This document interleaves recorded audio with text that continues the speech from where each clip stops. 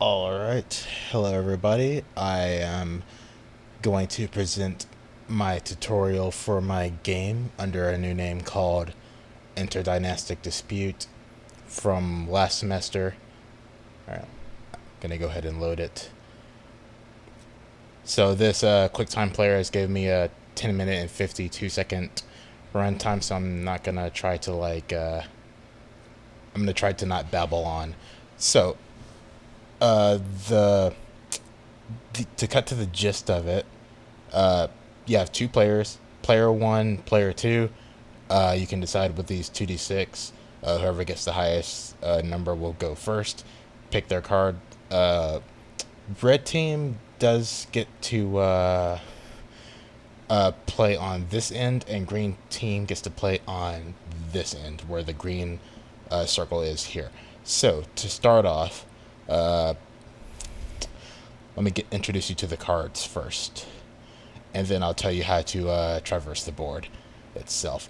The premise of the game, you have to get to the end. Starting from your beginning, you have to traverse these dotted lines, go to the shape spaces, so circles or triangles, all the way to your enemy's point of starting the game, and then that considers you the winner. Okay, so cards. These are your 8 regular cards. Each player gets 17 cards total. 8 player cards are right here in the middle for your convenience. You do not want your opponent to see your cards, though. So you should keep them hidden, like under your name. They shouldn't be able to see them here, to my knowledge. If they see your cards, then that's going to influence how they respond to what you put down, depending on what cards they are. So, yeah, these are your powered cards from power 0 to 5 in the middle here. A card that's powered 0, each person has one of those, and one of every other number in this deck right here. 0 means it is kind of like a decoy card.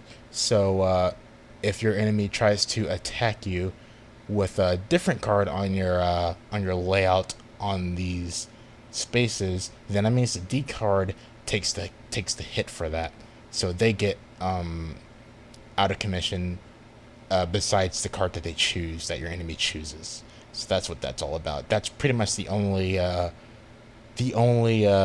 indication for this middle is that 0 card that only has that property. Every other card just goes by power. If it's higher than your enemy, then you take that one out, and vice versa. They take yours out if theirs is higher than you. Okay. Specialty cards. Each player has 4. It's a bit hard to see. You might have to zoom in. You can actually zoom in like this, but you see this is Sorcerer. So the Sorcerer card has an ability. It's a specialty card.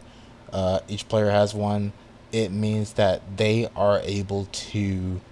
Let's see here. Crap. For a scenario, if I get attacked by, let's say, green team, and Sorcerer is right here with another card matched plus a pawn, then let's see here.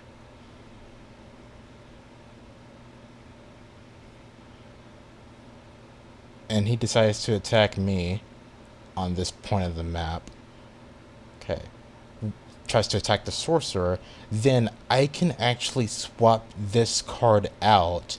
This card does not have power. Specialty cards do not have powers, so they are easy pickings to be taken from the game, since they're vulnerable that way. But it gives you the ability, before you get taken out, you can actually swap it with a card, any card of your choosing. So that's gonna be good for you if you have this card. But you have to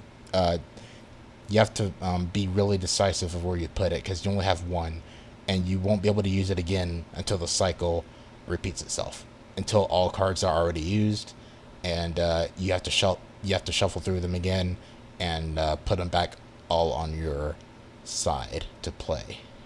So let me put that back. Okay, that's pretty much the gist of that. And for cards on this side, these are dragons. So I just took a dragon from here. Dragons, in layman's terms, they just add on to your overall power for one of your cards. So pick which card you want your power to be added to. The dragon will help out tremendously, but they are also numbered from 1 to 5 as well. So be really mindful of where you put those ones as well. Okay, let me rotate this. I don't know why it's upside down. Okay, yeah, another scenario. I'll just go with another scenario.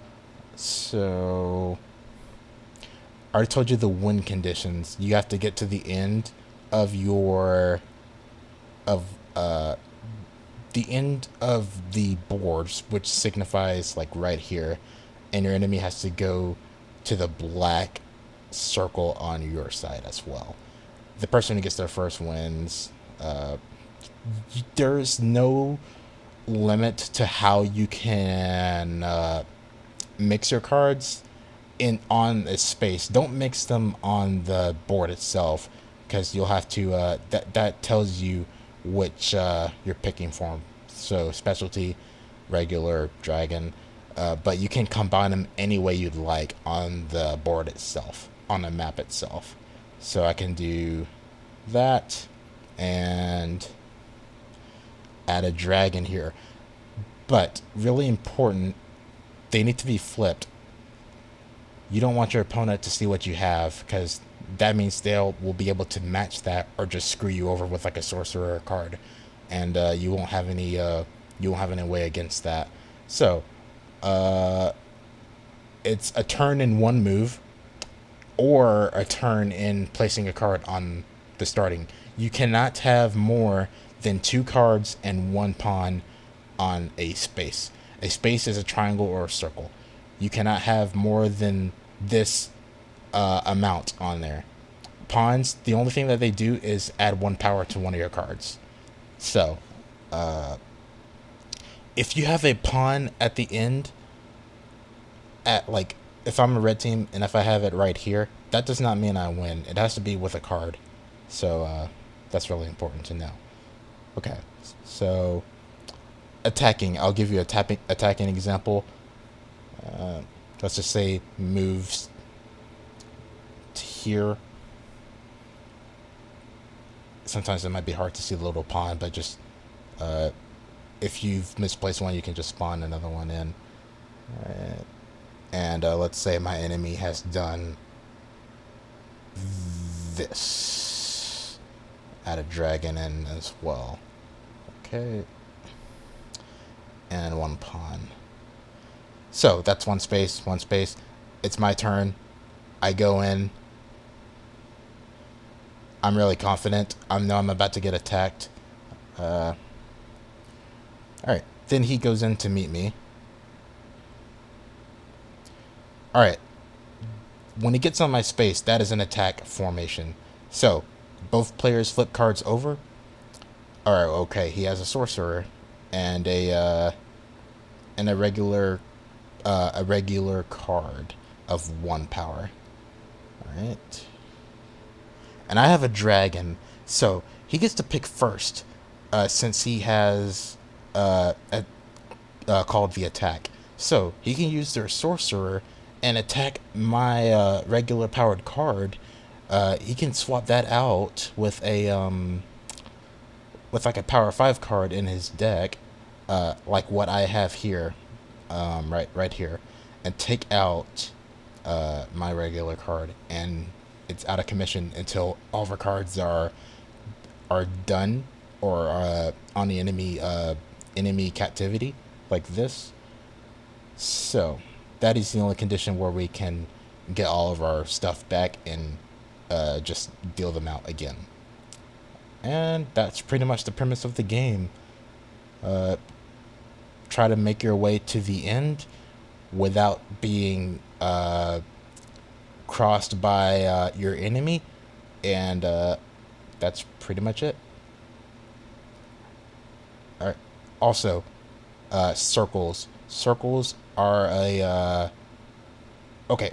One other thing, retreating with circles and triangles. For red team, you can retreat if there is a circle anywhere around a dotted line. So like if I'm here, the only place I can retreat is right here, because there is a circle here that signifies a red team stronghold.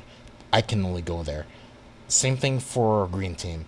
They can only go to a stronghold that is a triangle. So I have two places I can go to. I can go up here, and I can go right here.